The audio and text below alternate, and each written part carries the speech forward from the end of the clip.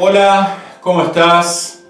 Gracias una vez más, gracias por estar ahí, gracias por elegirnos. Bienvenido, bienvenida a nuestro canal Desperté, a donde vamos a reencontrarnos, donde vamos a redescubrir un principio vital que utilizamos todo el tiempo para vivir, pero que desconocemos, y que es justamente la teoría del desdoblamiento del espacio y el tiempo, la que nos pone las señales para aprender cómo utilizarlo y para poder encontrar el equilibrio que todos estamos buscando.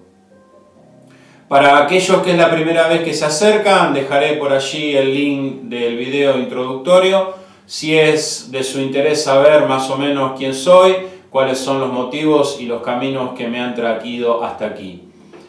Antes de comenzar, déjame hacer una pequeña reflexión.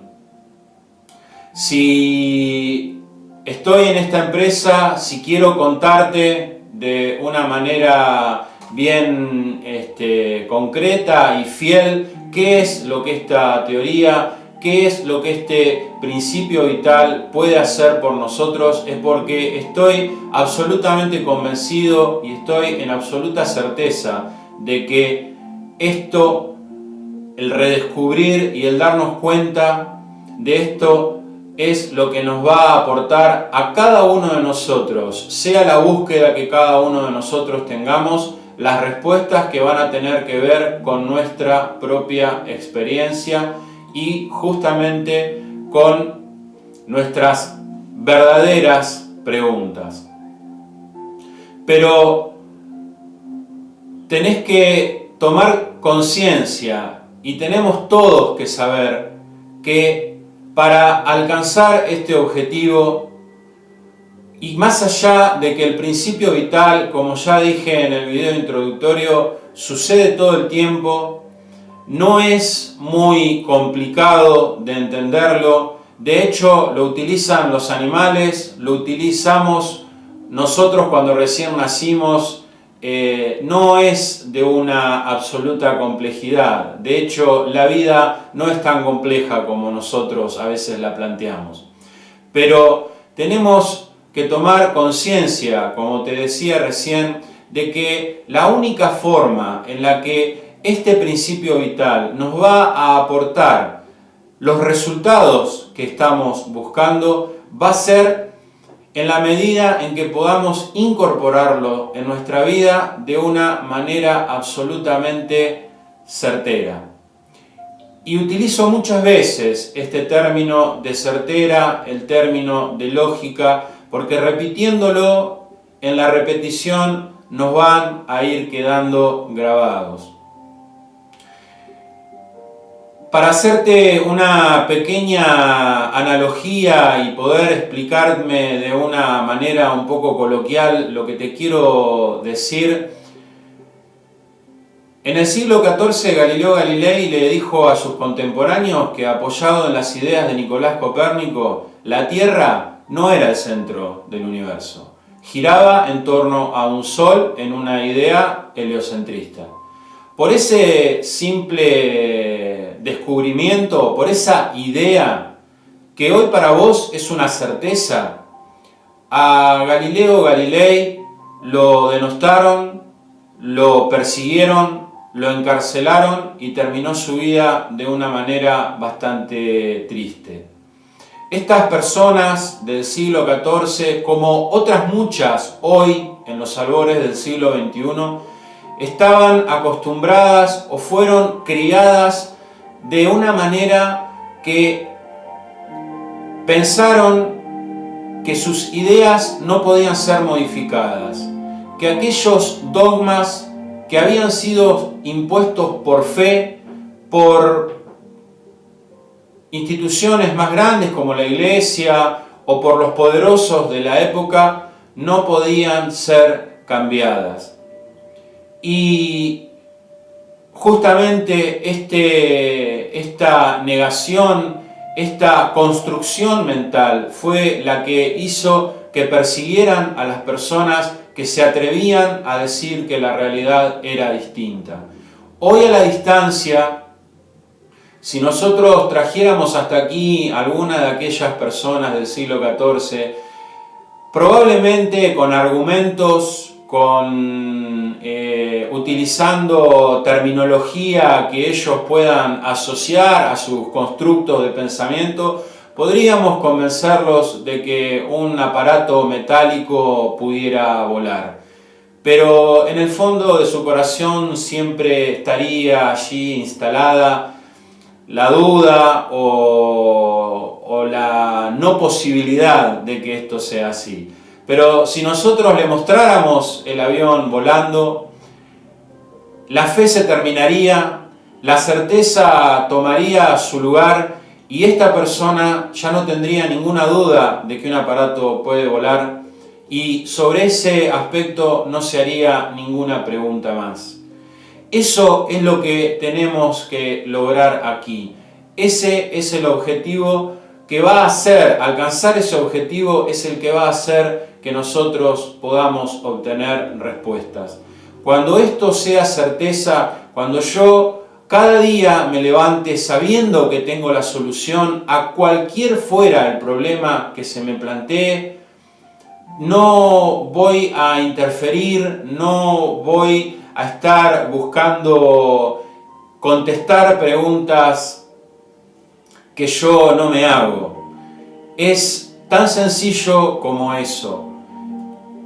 Y te vuelvo a repetir, esto tiene que ser de esta manera, tiene que ser así. La fe esta pequeña palabra de 2 letras que ha encerrado un concepto muy grande, que ha sido manipulado a través de toda esta historia de la humanidad, realmente nos ha encarcelado, realmente ha puesto en nuestra memoria y en nuestras creencias la firme convicción de que tenemos que aceptar las cosas porque lo dicen los ancestros de nuestros ancestros, porque las instituciones grandes así lo han planteado, y estas cosas han generado lo que en psicología se llama una parcialidad implícita. Hemos asociado determinados símbolos con determinadas circunstancias y no nos hemos hecho más preguntas desde nuestra razón. Pero nuestro corazón, que tiene una conexión distinta en algún lugar más esencial, es el que a vos y a mí acá en este momento nos está de alguna manera impulsando a dejar de creer las cosas por fe y comenzar a ver esta realidad que aparentemente, como decían los antiguos hindúes, nos está mostrando una realidad que aparentemente es una ilusión. Te vuelvo a pedir que tengas esto en claro, que lo tengas en mente, porque de esa manera vas a obtener los resultados. Yo entiendo perfectamente que estés en búsqueda de saber rápidamente de qué se trata, de que estés buscando una técnica, un método que pueda aportarte rápidamente sin que vos tengas que hacer mucho trabajo, sin que tengas que consciente o inconscientemente abandonar aquellas ideas que traes sobre la vida y sobre todo lo que nos rodea, pero no es lo que vamos a hacer aquí, no es una técnica este principio vital, no es un método este principio vital. Sucede todo el tiempo, aunque nosotros no lo conozcamos. Aprendamos a utilizarlo, aprendamos cómo funciona y entonces tu vida, la mía y la de todos los demás va a cambiar y eso yo te lo garantizo. Esto hay que hacerlo de una manera responsable. Así que en esto de aprender de qué se trata, vamos a invertir un tiempo. Es la construcción de una lógica que va a hacer que podamos, en la experiencia, porque para derribar los constructos que tenemos en nuestras creencias, en nuestra percepción y demás, lo que vamos a tener que hacer es experimentarlo. Y en la experiencia vamos a observar lo que la teoría nos dice, lo vamos a contrastar contra la realidad y contra aquellas cosas que nosotros vamos observando, y entonces en esta conjunción, cuando podamos verlo, ya no solamente porque me lo dijeron, cuando pueda verlo, entonces vamos a alcanzar esta lógica y esta certeza de la que tantas veces te hablo y de la que posiblemente te las siga repitiendo. Aquí hay muchas cosas involucradas. Esta teoría del desdoblamiento del espacio y el tiempo es absolutamente inclusiva, justifica muchas de las cosas que hemos venido escuchando, aún en aquellas que parecen devocionales o confesionales, porque cuando hablamos, por ejemplo, de la importancia del amor al prójimo, no estamos hablando de religión, no estamos hablando de misticismo, estamos hablando de uno de los motores realmente científicos que le dan un sentido y que le dan un impulso a nuestra vida. Esta teoría viene, una vez más te lo digo, a englobar todos los aspectos, aquellos que escuchamos en la antigüedad con las viejas ideas de maestros milenarios, de las ideas esotéricas, viene a unir con la ciencia, con esta nueva física que nos está develando un montón de cosas que hasta aquí no podíamos observar. Esto es realmente inclusivo, y en este sentido quiero también desmistificarte algo que se viene diciendo de una manera no justa con la teoría en algunas partes que hablan del desdoblamiento, en donde sí es verdad que esta teoría viene de la mano de un científico y viene de la mano de la ciencia, pero no por ello es una teoría dura, por ponerle un término, que luego vamos a aplicar al ser. Te estoy poniendo en contexto y te estoy diciendo que esta teoría es totalmente inclusiva. No se trata de incorporar al ser. El ser incorpora en sí mismo a esta teoría. No, si hay algo que el doctor Jean-Pierre Mallet, el creador de esta teoría, nos dice, es que ni que la ciencia está a nuestro servicio ni nosotros estamos al servicio de la ciencia. Nosotros somos la ciencia, y el redescubrir este principio vital nos pone en el centro, justo en el centro de nuestras propias experiencias, para poder mirar hacia adelante, para poder modificar nuestro camino y transcurrirlo de una manera que no nos exponga a absolutamente ninguna cuestión ni peligrosa, ni que nos haga vivir situaciones que sean tristes o que nos desequilibren para terminar enfermándonos. De eso se trata. Esa es la profundidad que tiene esto. Y no tenemos que tratar al desdoblamiento del espacio y del tiempo como una simple técnica, como un simple método. Te lo vuelvo a repetir, esto es un principio vital. Así que con esta idea de total inclusión, en donde somos nosotros los observadores principalísimos de este mundo, de esta realidad que nosotros observamos, vamos a comenzar a desandar este camino que, como te dije, nos va a llevar un trabajo, nos va a llevar un tiempo. Es imposible hablar y tratar de comprender qué es lo que nos dice la teoría en 30 minutos, 40 minutos o lo que pueda durar un video. Necesitamos poder hilvanar una serie de eslabones, poner una serie de cimientos y luego ir incorporando los conceptos que la teoría nos va mostrando. Cuando terminemos este trabajo, que va a ser muy largo, va a ser, como dije en el video introductorio, haber hablado quizás de muchas cosas difíciles para comprender un principio vital que es bastante sencillo. Así que esa es nuestra tarea, esta es mi propuesta. Discúlpame si te robo muchos minutos, pero esto es vital. Esto es vital si vos querés obtener los resultados que estás buscando, y con esto vas a poder solucionar lo que sea que tengas que solucionar.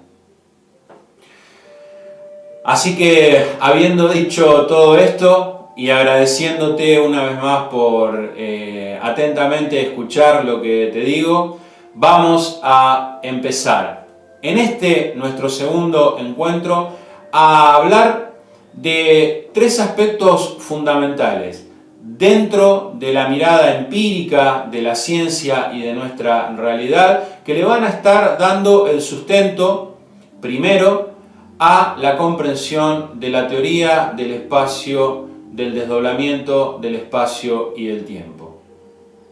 Estos aspectos, aunque hay otros muchos, los tres principales los vamos a poder encontrar en las palabras que emanan de las tres sílabas que conforman nuestra palabra desperté. Y estos aspectos son el desdoblamiento, la percepción y el tiempo.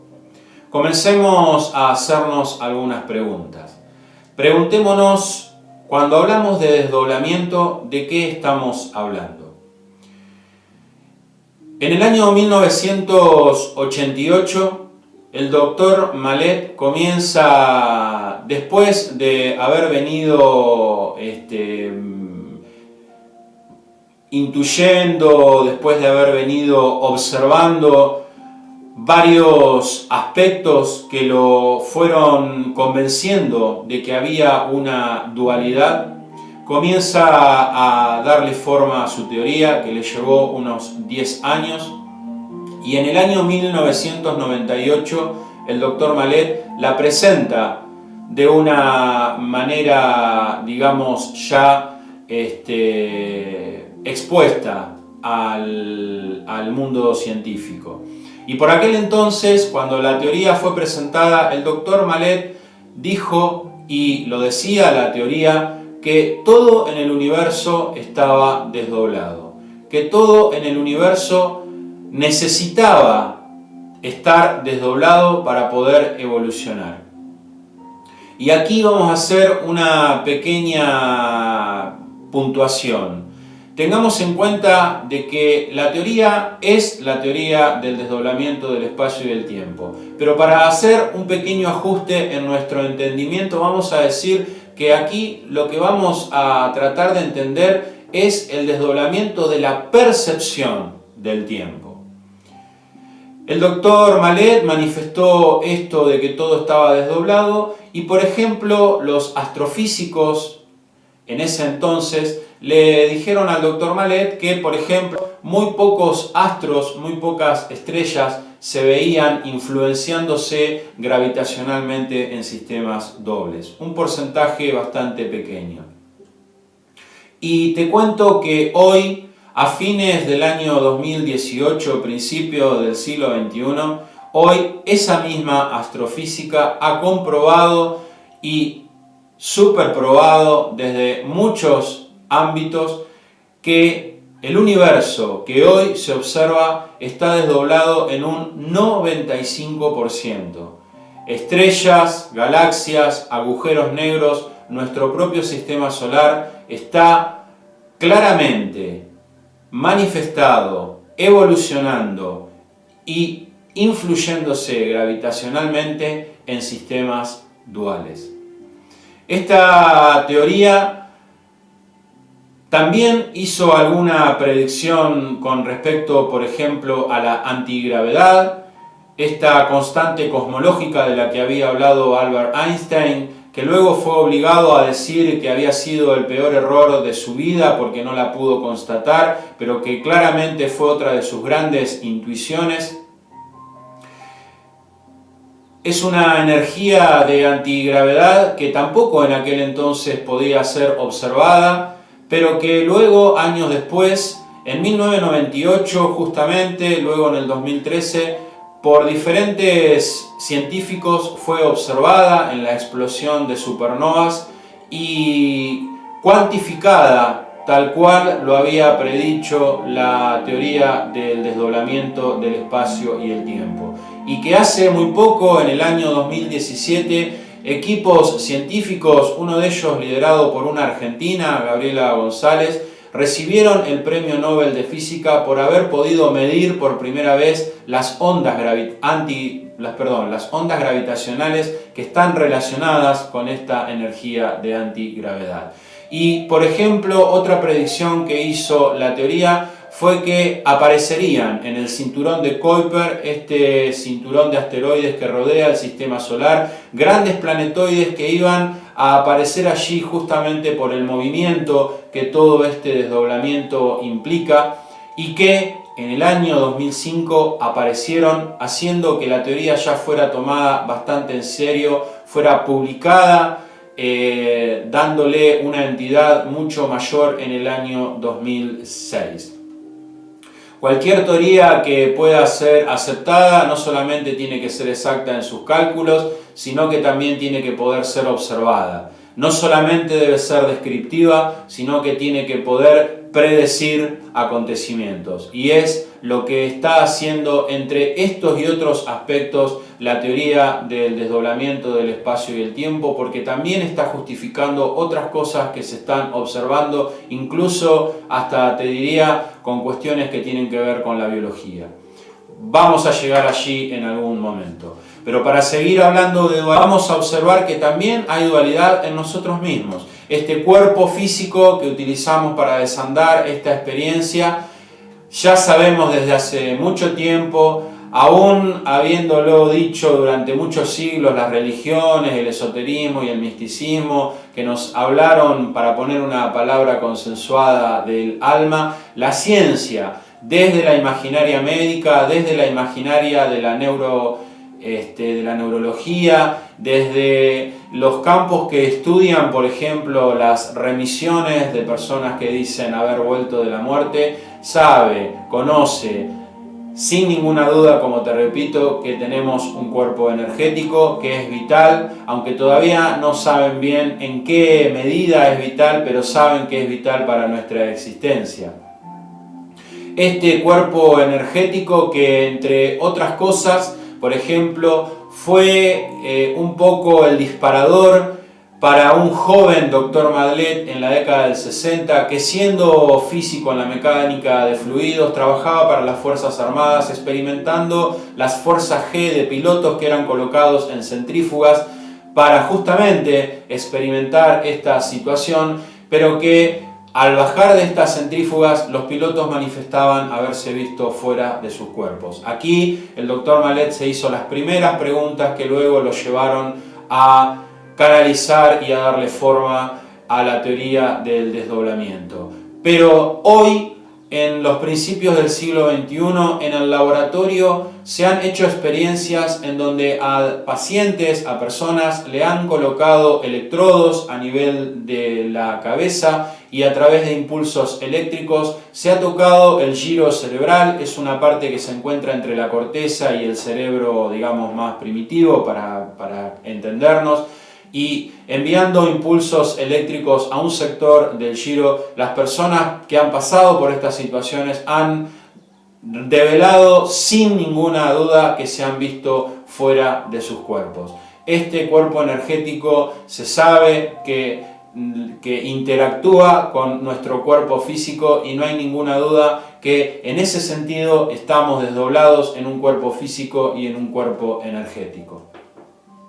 Pero para hablar de dualidad de una manera que sea más abarcativa, nos vamos a involucrar con esta tan nombrada y remanida física cuántica, esta mecánica cuántica, que hoy parece estar en la boca de muchos. Esta física cuántica que pareciera que tiene 30, 40, 50 años y que sin embargo, te cuento, tiene bastante más de 100 años. Esta física cuántica que, haciendo un paréntesis para que por ahí alguna persona más se ofenda, está siendo un poco denostada y hasta te diría bastardeada por sectores y personas que también hablan de ontología, que hablan de paradigmas de conciencia y demás, que en esto del lenguaje simbólico para poder consciente o inconscientemente abstraer determinadas ideas, han sacado un poco esta figura de este Dios que habíamos hablado, que lo habíamos simbolizado en una persona y que también le habíamos puesto aptitudes y actitudes humanas. Lo hemos sacado de allí, hemos dicho no, esto es un poco ilógico, pero en su lugar hemos colocado la figura de la cuántica. Y también pareciera ser que le estamos colocando actitudes y aptitudes humanas, cuando desde muchos lugares hoy se habla del campo cuántico, de la conciencia cuántica, del éter cuántico y de un montón de cuánticos más, que, te vuelvo a repetir, pareciera que también tienen cualidades humanas, porque esta conciencia cuántica estaría queriendo de nosotros determinadas cosas, estaría influyendo en nosotros para que nos demos cuenta de otras. Y realmente la cuántica es una teoría, es una herramienta que, dicho sea de paso, es en todos estos años la teoría más probada y más superprobada hasta la saciedad de la historia de la ciencia.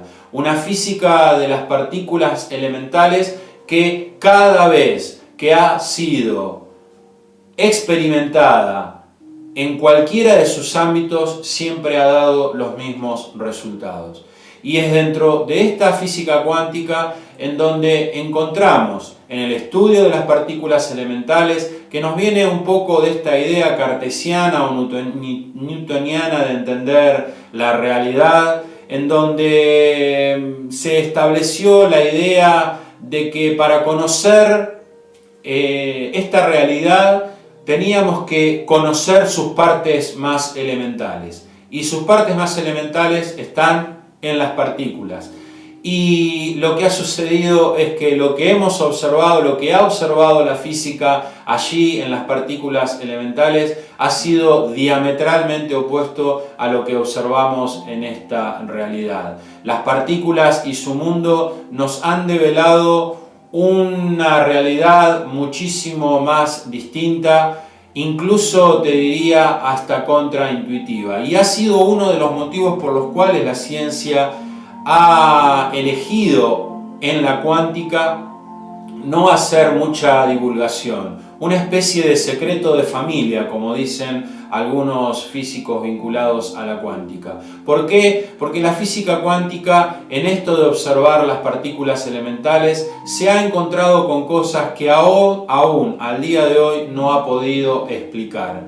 No ha podido explicar, por ejemplo, la observación consciente. Se han encontrado con cosas que rayan la espiritualidad, que rayan la filosofía y que al no poder responderlas, justamente eligieron no divulgarlas demasiado. La física cuántica ha hecho un aporte gigante. El 90% de la tecnología que utilizamos en el mundo se basa en la física y en la mecánica cuántica, pero la misma mecánica cuántica, como te digo, nos ha develado aspectos que nos involucran directamente a los seres humanos y que la cuántica no ha podido explicar. Pero antes de seguir hablando de esto, te quiero mostrar el que, en palabras del desaparecido físico Feynman, ha sido y sigue siendo el experimento más bello y más revelador de la física cuántica, y es el experimento de la doble rendija. Este experimento de la doble rendija que ha develado una serie de estos temas controvertidos de lo que te estoy hablando, pero que para que lo conozcas si no lo conoces o para que lo repases si ya lo has visto, te voy a dejar con un personaje muy conocido de las redes, de la película Y tú qué sabes, que lo explica de una manera didáctica bastante coloquial para que podamos todos tomar dimensión de este experimento, y es el doctor Quantum. Así que te voy a dejar con él para que te cuente y después haremos un par de consideraciones más. A ver qué nos dice el doctor Quantum. Lo que nos enseñan en el colegio no es exactamente la verdad. Además, los sentidos nos gastan bromas. Uno debe preguntarse, ¿qué es la realidad en la que nos encontramos? Los físicos modernos dicen que no son más que ondas de información. ¿Me lo creo? Eso espero. ¡Oiga! Así que hago magia en la cancha. Sí, yo siempre escojo primero al niño prodigio. El doctor Quantum dice que todo el mundo tiene poderes mágicos, que todo el mundo los usa, que los usa siempre. Cada vez que uno mira. Y aquí tenemos al padre de todos los misterios cuánticos, el experimento de la doble ranura, que tiene muy mala fama. Para entender este experimento, primero tenemos que ver cómo actúan las partículas o las bolitas de masa. Si disparamos al azar un objeto pequeño, canicas por ejemplo, hacia la pantalla, vemos reflejado un patrón en la pared de detrás en la que han rebotado tras pasar por la ranura. Y ahora, si añadimos una segunda ranura, lo lógico es esperar ver una segunda franja en la pared de detrás. Ahora, probemos con ondas. Las ondas alcanzan la ranura, se propagan y llegan a la pared de detrás, donde tienen mayor intensidad justo enfrente de la ranura. La franja de resplandor demuestra precisamente esa mayor intensidad. Es un efecto similar al de la franja que dibujan las canicas. Pero cuando añadimos la segunda ranura, ocurre algo distinto. Si la parte superior de una onda choca con la inferior de otra, se eliminan entre ellas. De esta forma, en la pared obtenemos un patrón de interferencias. Donde chocan las dos partes superiores hay más intensidad, las líneas resplandecientes, y donde se eliminan no hay nada. Así pues, cuando lanzamos algo, es decir, materia, a través de dos ranuras, obtenemos esto, dos franjas de golpes. Pero con ondas, el resultado es un patrón de interferencias con muchas franjas. Muy bien, de momento. Vamos a ponernos cuánticos. Un electrón es un pedacito minúsculo de materia, como una canica diminuta. Lancemos una ráfaga a través de una ranura. Se comportan como las canicas, solo una franja. Si lanzamos estos pedacitos minúsculos a través de dos ranuras, tendrían que dibujarse, como en el caso de las canicas, dos franjas. ¿Qué? Un patrón de interferencias. Hemos lanzado electrones, pedacitos de materia. Pero aparece un patrón como con las ondas, no como con las canicas. ¿Cómo? ¿Cómo pueden trozos de materia generar un patrón de interferencias como una onda? No tiene sentido. Pero los físicos son muy inteligentes y pensaron, quizá las bolitas rebotan unas contra otras y crean ese dibujo. Y decidieron lanzar los electrones de uno en uno. Así no podían afectarse unos a otros. Pero estuvieron así una hora y vieron aparecer el mismo patrón de interferencias. No podemos ignorar la conclusión. Cada electrón sale como partícula. Se convierte en una onda de posibilidades, pasa por las dos ranuras e interfiere consigo mismo hasta que golpea la pared como partícula. Pero matemáticamente es aún más curioso. Pasa por las dos ranuras y por ninguna. Pasa por una y por la otra. Todas estas posibilidades están superpuestas las unas con las otras. El experimento desconcertó muchísimo a los físicos, tanto que decidieron mirar con atención para decidir por qué ranura pasaba en realidad el electrón. Pusieron un dispositivo de medición junto a la pantalla de las dos ranuras para ver por cuál pasaba y lanzaron el electrón. Pero el mundo cuántico es mucho más misterioso de lo que podían haberse imaginado. Cuando miraron, el electrón volvió a comportarse como una canica pequeña. Dibujó un patrón de dos franjas, no un patrón de interferencias. La misma acción de medir u observar por qué ranura pasaba conllevó que solo pasara por una, no por las dos. El electrón decidió actuar de manera distinta, como si fuera consciente de que lo observaban. Y en ese momento los físicos adentraron para siempre en el extraño submundo de los acontecimientos cuánticos. ¿Qué es la materia?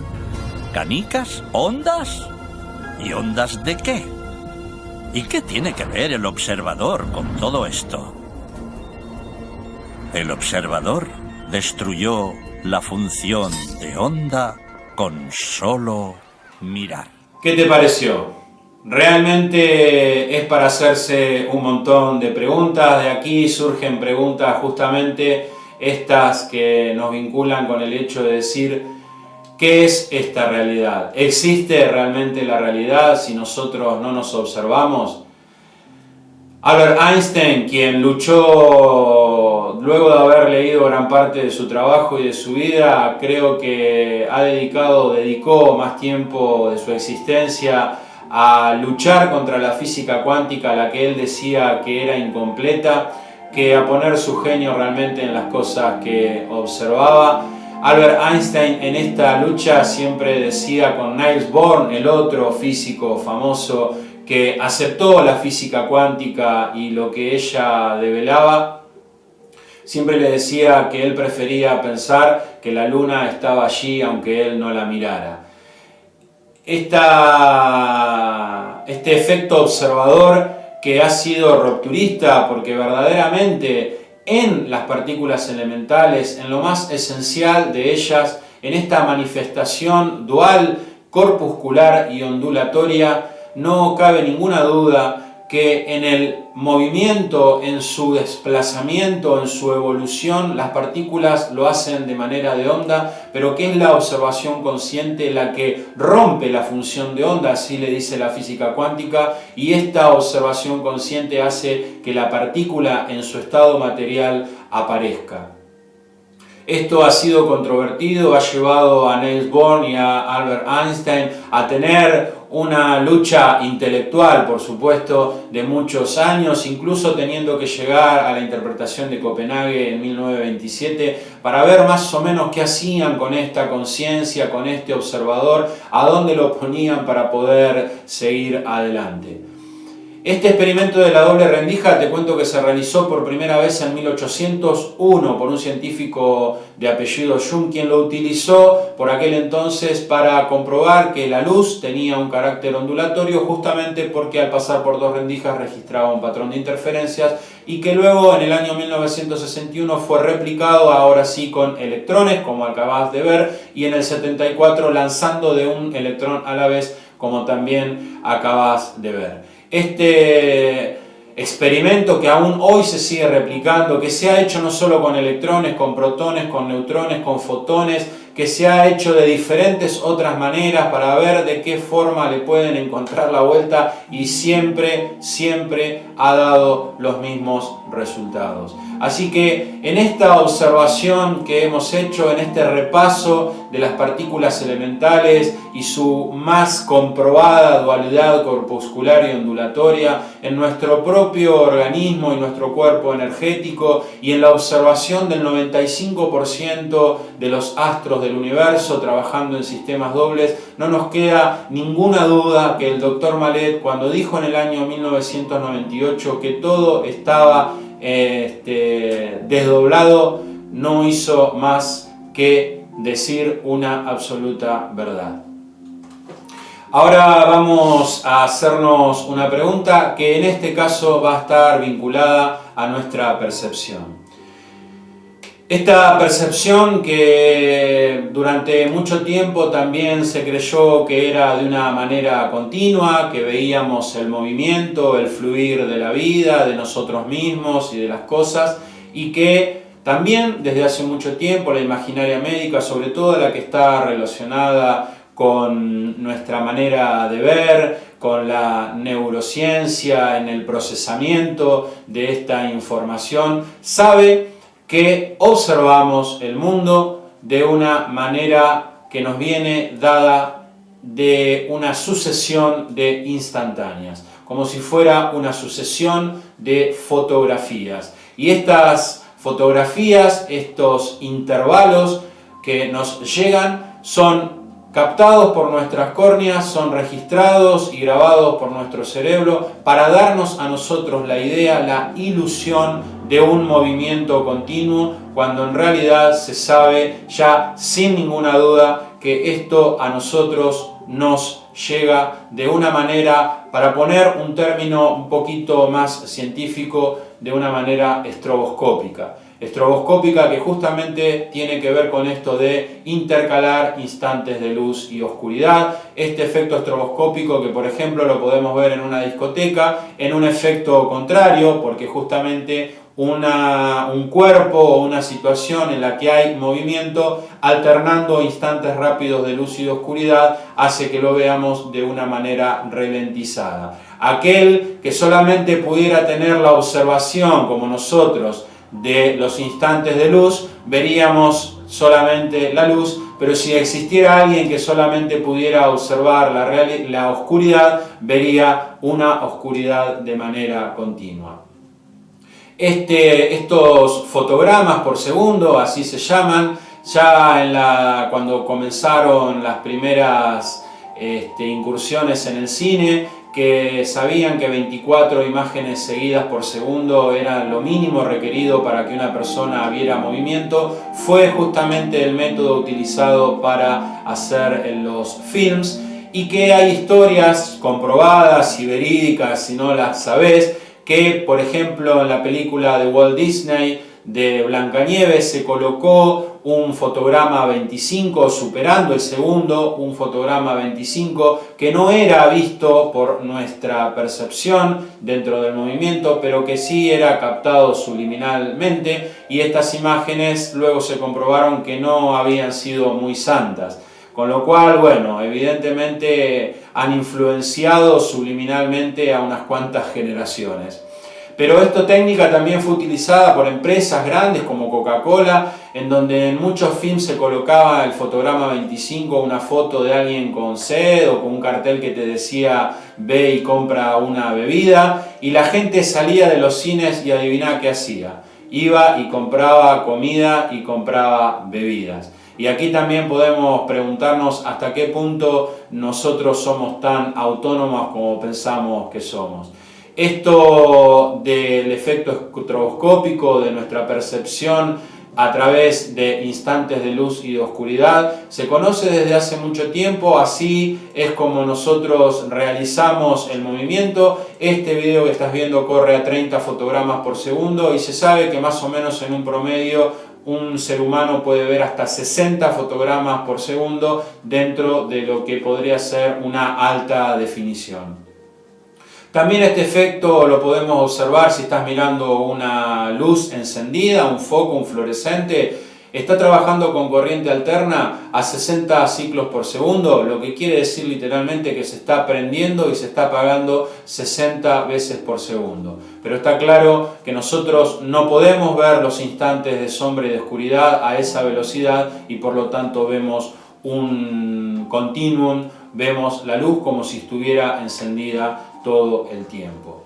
Y para hacer una acotación más a este respecto, también podemos mencionar aquí el conocido y controvertido experimento de la década del 70 del Dr. Benjamin Libet, quien en su potencial de anticipación nos hizo plantear verdaderamente qué es esto del libre albedrío, ya que hoy, luego de esa década del 70 y hasta acá, también ha sido probado un montón de veces desde diferentes ámbitos, y hoy se sabe claramente que antes de que nosotros hagamos cualquier acción física, mental o de la índole que sea, nuestro corazón y nuestro cerebro, nuestro corazón que también tiene neuronas, nuestro cerebro son precognitivos y reciben la información 0,5 segundos antes de que nosotros hagamos la acción que hagamos. 0,5 segundos antes nos llega el impulso y luego nosotros actuamos. Se han hecho experimentos en donde se han pasado fotografías y las personas han reaccionado, por supuesto, a través de electrodos y de impulsos eléctricos, han mostrado una reacción 0,5 segundos antes, por ejemplo, a una imagen que les causaba un salto emocional. Así que también desde este punto de vista nosotros estamos recibiendo la información de una manera discontinua que nos está llegando por intervalos y que nos llega 0,5 segundos antes de que nosotros podamos ser conscientes de que eso está allí. Pero para terminar de poner una cereza en el postre de la percepción, vamos una vez más a recurrir a la remanida mecánica cuántica, en donde vamos a encontrar allí una pequeña historia que nos va a reforzar esto, y esto viene de la mano del físico alemán Max Planck, quien en el año 1900, decidido a estudiar física, a pesar de que sus maestros le dijeron que no lo haga porque la física ya había sido prácticamente resuelta por Isaac Newton, que quedaban un par de nubes en el horizonte. No sé si estas personas luego se enteraron de que estas dos nubes que quedaban, una sería la relatividad y la otra la cuántica. Pero por suerte el doctor Max Planck decidió seguir adelante y se involucró en el terreno de la termodinámica con un problema que hasta ese entonces se conocía como la catástrofe ultravioleta. Y para hacértelo lo más didáctico posible, te voy a contar brevemente de qué se trataba. Y lo que se trataba, esta catástrofe, esta cosa que los científicos y los físicos de aquel entonces no entendían, estaba dado en el hecho de que cuando, por ejemplo, calentamos un metal, le estamos dando calor, le estamos dando energía, estamos haciendo que esta energía que le estamos dando interactúe con los electrones de los átomos, y esta interacción hace que se desprendan fotones. Estos fotones, que son ni más ni menos que luz, son los que nos van mostrando que el metal va pasando por una serie de estados. ¿Por qué? Porque va cambiando de colores. Los colores son justamente la disgregación en diferentes longitudes de onda de la luz blanca.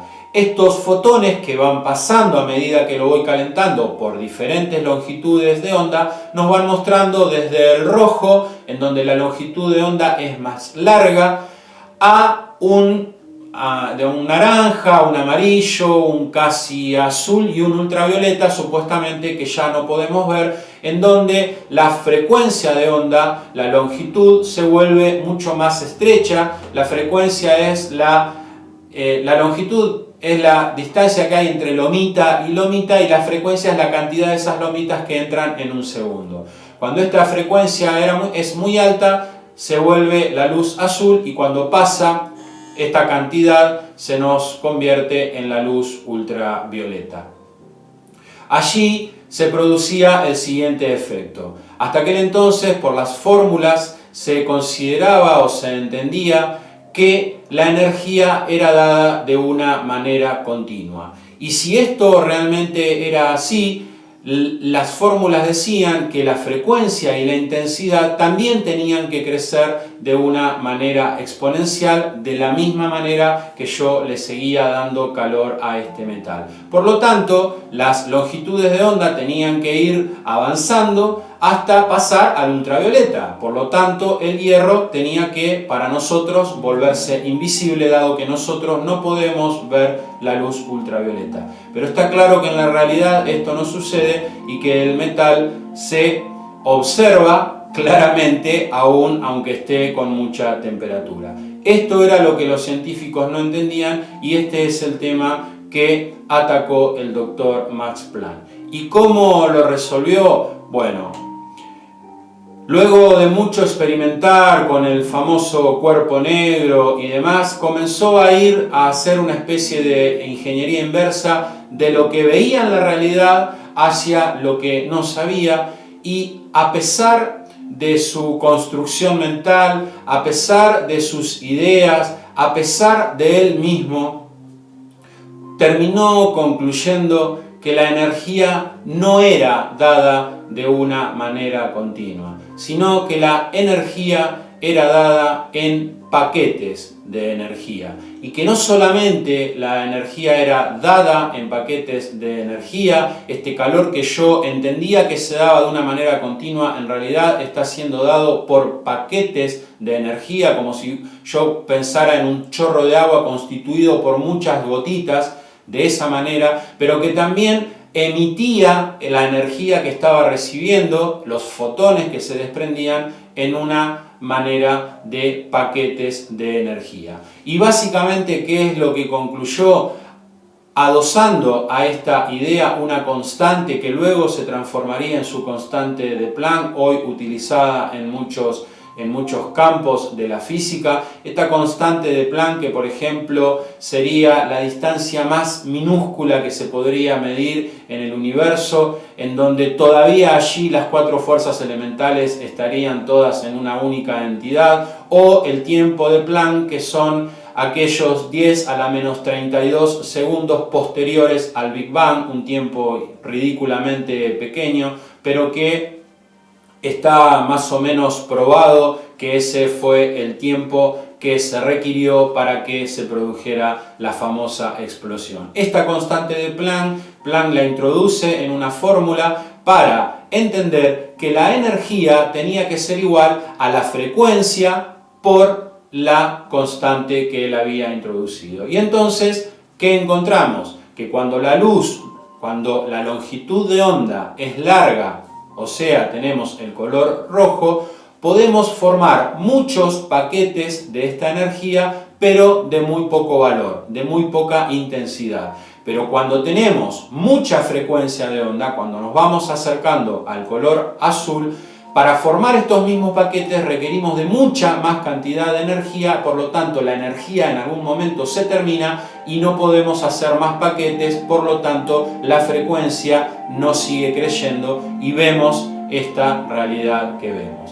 Esto es básicamente lo que el doctor Planck descubrió en una intuición maravillosa y justamente reforzó esto entendiendo que estos quantum de energía justamente tenían que tener valores determinados que tenían que ser múltiplos de su constante, por lo tanto se habla de valores discretos que están de alguna manera puestos por la naturaleza y que no pueden ser modificados. Estas cuentas tienen que ser, por ejemplo, en una especie de escalera, de 1 a 2, de 2 a 3, de 3 a 4, y no, por ejemplo, de 1 a 1,5.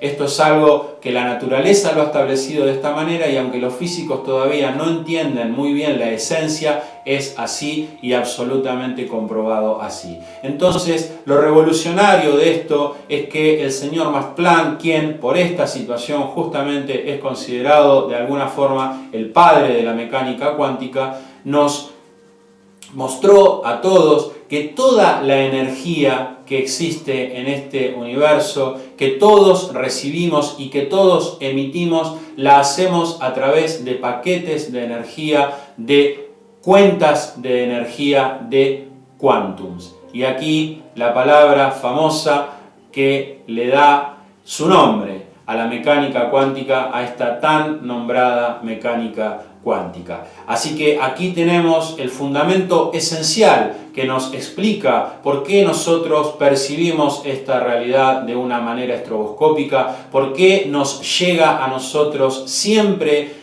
todo este movimiento de una manera a intervalos, a instantáneas de tiempo, porque justamente la energía nos llega a nosotros en el caso de la percepción del movimiento a través de los fotones de luz de una manera cuantificada, de una manera que nos es dada en paquetes de energía. Hasta aquí ya conocemos que todo está desdoblado, sabemos que percibimos la realidad de una manera estroboscópica y que esto se produce en nuestro cerebro cada 0,5 segundos antes de cualquier acción que hagamos. Y entonces ahora vamos a pasar a hacernos una pregunta que va a estar relacionada con, digamos, el gran actor de todo esto, que es el remanido tiempo. Este tiempo que por mucho tiempo, valga la redundancia, se pensó también de una manera lineal, continua, en donde se concebía un presente con un pasado y un futuro. De hecho, todavía hay mucha gente que así lo cree. Justamente hoy la ciencia, y desde hace muchos años, sabe que no es así. Pero a pesar de ello, quiero que sepas, si lo desconoces, que aún hoy, a fines del año 2018, este concepto del tiempo es un concepto del tiempo que no tiene un consenso absoluto dentro de la comunidad científica. Sigue siendo, en algún aspecto muy profundo, todavía una incógnita. Pero lo que sí hoy sabemos, o sabe la ciencia, porque muchos de nosotros no nos preguntamos demasiado de todas estas cosas. Nosotros vivimos nuestra vida imbuidos en nuestros problemas, sin hacernos demasiadas preguntas, sin observar detenidamente esta realidad, con dos anteojeras que nos dejan solamente mirar hacia adelante, y que, te repito, pensamos que el tiempo es continuo, que nos levantamos a la mañana, que miramos la hora y es la misma hora para todo el mundo, y realmente desde los ámbitos científicos saben que esto no es así. ¿Y cuál es, digamos, la génesis de esta nueva comprensión? Por supuesto, la teoría de la relatividad especial, esta teoría que todo el mundo de alguna manera ha escuchado, y sabemos que Einstein hablaba de la relatividad, pero que creo que de alguna manera no nos hemos puesto a querer saber de verdad qué es lo que esta relatividad de Einstein nos quiso decir a todos.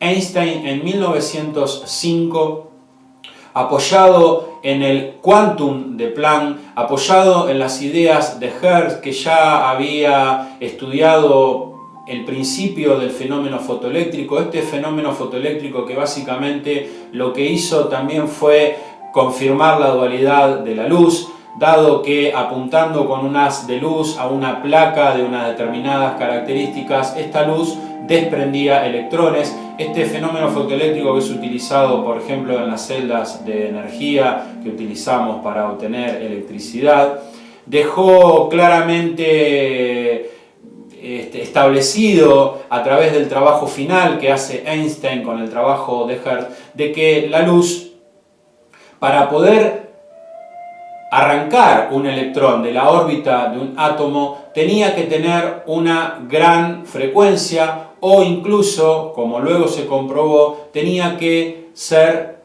corpuscular. Una bolita de materia, para que nos entendamos, era la única que podía golpear y arrancar a un electrón. Un haz de luz, un haz de onda de alguna longitud de onda más baja no lograba hacerlo. Y esto fue justamente lo que estableció Einstein, y que luego le daría en el año 1921 su premio Nobel, que fue justamente por el fenómeno fotoeléctrico, por comprobar, por presentarnos a todos nosotros, a la humanidad, al fotón, en esta idea de que la luz también es dual, es corpuscular y es ondulatoria. Y por supuesto no recibió el premio Nobel por la relatividad, como muchos piensan. Pero bueno, esta relatividad especial que te digo, apoyada en el Quantum de Planck, en las ideas de Hertz, en las ideas de un científico, Lorentz, quien ya venía más o menos haciendo cálculos matemáticos y viendo que había una incongruencia entre el movimiento y la velocidad, ya lo vamos a explicar, y la idea de dos científicos que 10 años antes habían establecido ya que la velocidad de la luz era una constante, otra gran actriz de todo este comentario. Reunió todo esto, formó su famoso trabajo Heurística, y en 1905 presenta la relatividad especial. pateando absolutamente el tablero de todas las ideas preestablecidas hasta ese momento, ideas que le costó mucho imponer, pero que al final, por diferentes comprobaciones, pudo ir haciendo que la gente aceptara, y que básicamente Einstein lo que vino a decir fue, bueno, a ver, el tiempo como una entidad única no existe, y el espacio como una entidad única tampoco existe. Este espacio que hasta ese entonces tenía las concepciones aristotélicas, euclidianas, apoyadas de alguna manera por Isaac Newton, con una comprensión de que, bueno, el espacio era como una especie de escenario en donde las cosas pasaban, en donde si no había una influencia por fuerzas entre vos y yo, aquí en el medio nuestro había aire, y que si estábamos en el espacio, vacío absoluto. Y que Einstein, con su relatividad especial y luego, por supuesto, con su gran relatividad general, mostró que el espacio no es un escenario, y que por sobre todas las cosas podríamos entender este espacio y este tiempo como una única entidad espacio-temporal, y que era el movimiento que, afectando a este espacio-tiempo, era el que nos daba la ilusión del tiempo. Este movimiento, que había sido la primera relatividad, la relatividad galileana, que ya nos había mostrado y nos había develado que el movimiento también es relativo. Si no lo sabes, te lo cuento. El movimiento, cuando es uniforme, cuando dos observadores se mueven a un movimiento uniforme, o uno se mueve a un movimiento uniforme y el otro está parado, ninguno de los dos puede decir del otro quién se está moviendo. Quizás esto te ha pasado alguna vez en un colectivo o en un tren, cuando vos por ahí, prestando atención a otra cosa, el movimiento te da la sensación de que en realidad se está moviendo el andén, cuando en realidad es el tren el que se está moviendo. Siempre que queramos saber si nos movemos, tenemos que necesariamente, obligatoriamente referenciarnos con otra cosa.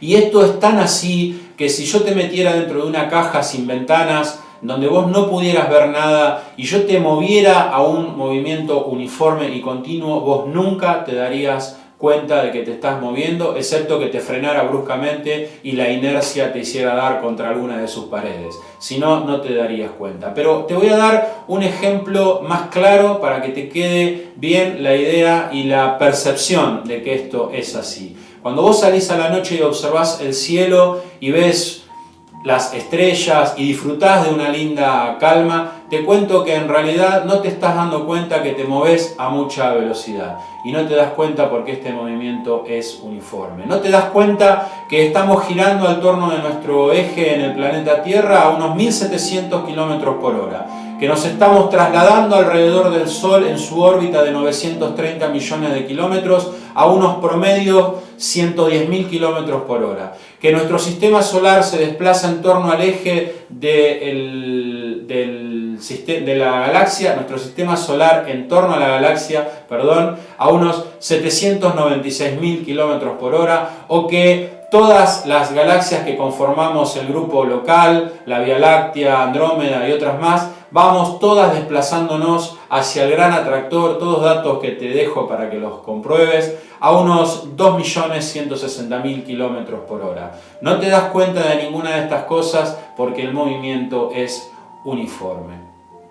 Así que, básicamente, Einstein, volviendo al tiempo, tuvo una maravillosa intuición. ¿Y cuál fue? Bueno, fue vincular al movimiento al espacio y al tiempo. ¿A qué movimiento? Bueno, se imaginó viajando a la velocidad de la luz. Esta velocidad de la luz, que había sido establecida, era constante, y que él absolutamente terminó de comprobar que la velocidad de la luz era constante, porque es una de las cosas que también estableció la relatividad especial.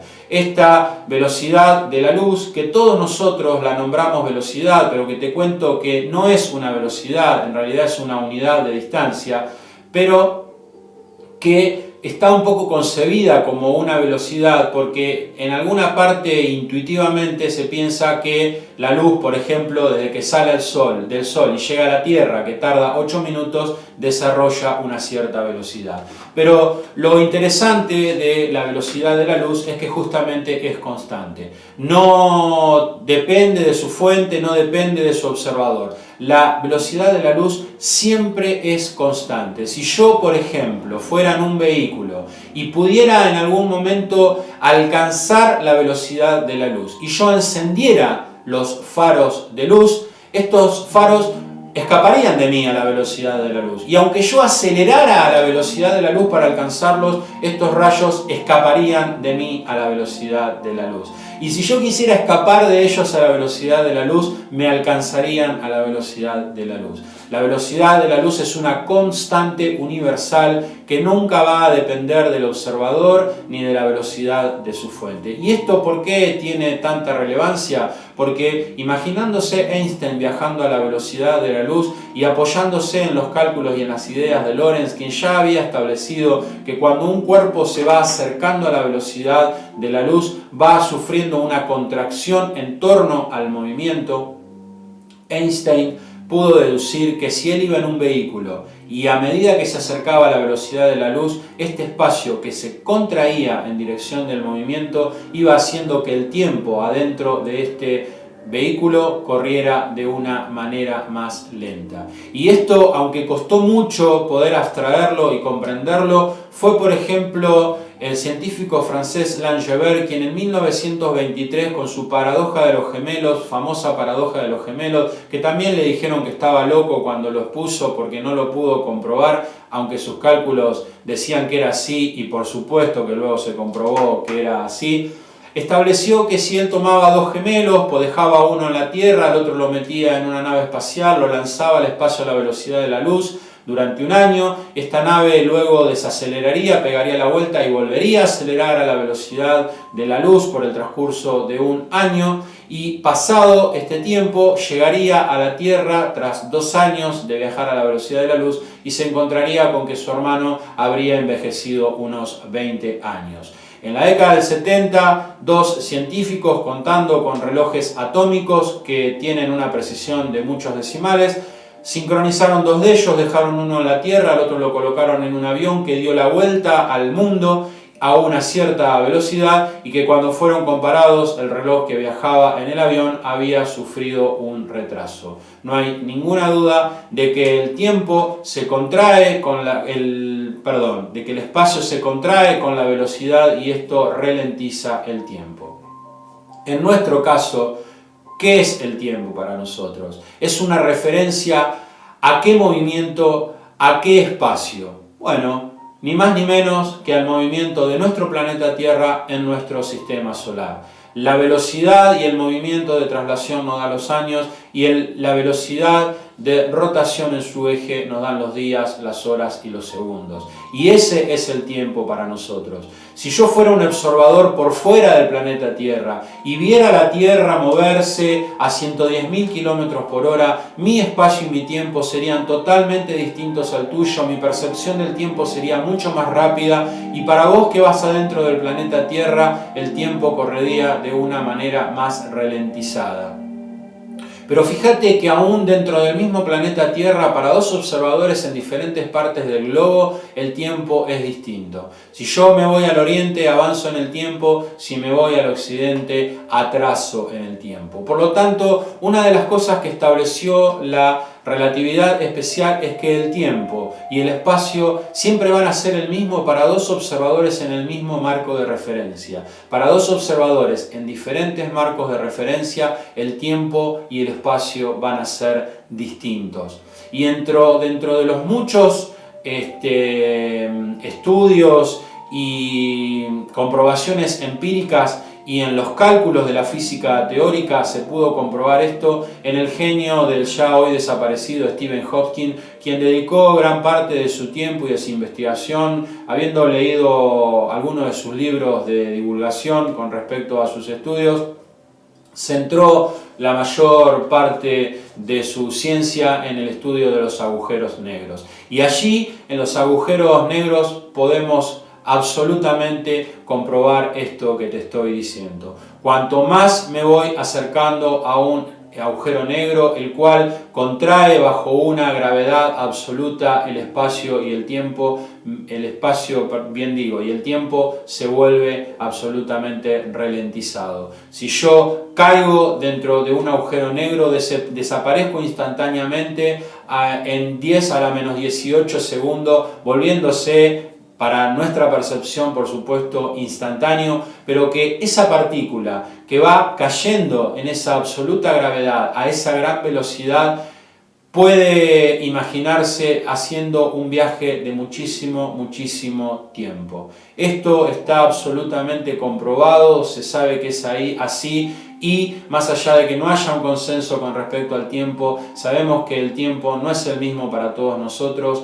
sabemos que el tiempo está relacionado con la velocidad. Sabemos que para un fotón que viaja a la velocidad de la luz, cuando llegamos a la velocidad de la luz, el tiempo literalmente se detiene. Por lo tanto, para este fotón que hace un supuesto viaje, la Tierra y el Sol estarían en el mismo lugar. Son todas cosas que por ahí nos cuestan un poquito entender, pero que haciendo un ejercicio y metiendo las manos en estos conceptos podemos comenzar a extraer todas estas ideas.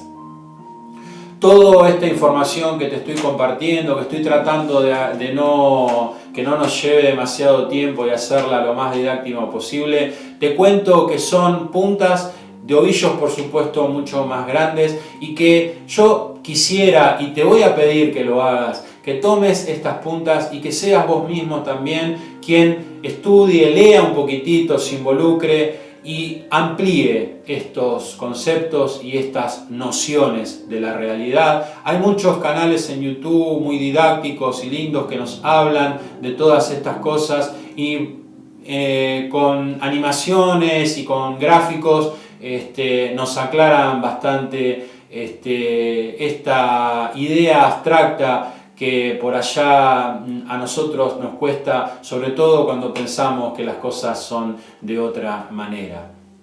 Te invito a que hagas esto porque te va a servir para poder observar a partir de ese momento la realidad de una manera distinta. Muchos otros aspectos vinculados con la ciencia y con las comprobaciones empíricas vamos a estar utilizando a lo largo del conocimiento de esta teoría, como el principio de incertidumbre de Heisenberg, que también es vital, los cálculos de Schrödinger, bueno, son todos padres de la física cuántica que han puntualizado en cuestiones bien esenciales de esta realidad que observamos y que todas ellas son justificadas por la teoría del desdoblamiento del espacio y el tiempo. Cuando te digo que es inclusiva de verdad. Muchos científicos, Einstein y Hawking, por nombrarte dos muy conocidos, también tuvieron la ilusión de encontrar la famosa teoría del todo, hoy de alguna manera llamada la teoría cuántica de la gravedad, y que todavía no lo pueden hacer, pero que el desdoblamiento del espacio y el tiempo, esta teoría realmente las engloba, y más allá de que la ciencia dura de hoy en día todavía ignore la teoría del desdoblamiento del espacio y del tiempo, esta teoría se está derramando, se está haciendo conocida, cada día que pasa se va comprobando y se va observando en la realidad lo que la teoría ha venido prediciendo, y cada vez se la puede ignorar menos. En opinión de este humilde divulgador, creo que el día que se tome conciencia realmente de lo que esta teoría nos ha venido a remostrar, a encontrar y a explicar, va a tener que ser colocada a la altura de las teorías de Albert Einstein, de Stephen Hawking, y habrá que reconocer al doctor Malet este gigantesco aporte que nos ha hecho para la comprensión de la vida y de la evolución que una conciencia primigenia ha elegido para medrar. Así que con todos estos conceptos te dejo rumiando, te dejo pensando, para que en el próximo encuentro, cuando empecemos a hablar de ya el movimiento esquemático del desdoblamiento en su parte más esencial, con todos estos conceptos que vamos a ir de a poquito mechando, ya no con tanta profundidad porque los vamos a tener ya en nuestra mente, pero que sí dentro del movimiento vamos a ir viendo qué aspectos vamos justificando dentro de la teoría del desdoblamiento del espacio y el tiempo para un poquito más adelante con la paciencia y la comprensión ya poder ver a dónde entramos nosotros en nuestra realidad, en este principio vital que nos va a aportar, como ya te dije, cuando realmente lo hagamos certeza, todo el equilibrio, todas las respuestas, todo el bienestar que nosotros queremos para nosotros y para todos los demás, justificando realmente que el pensamiento,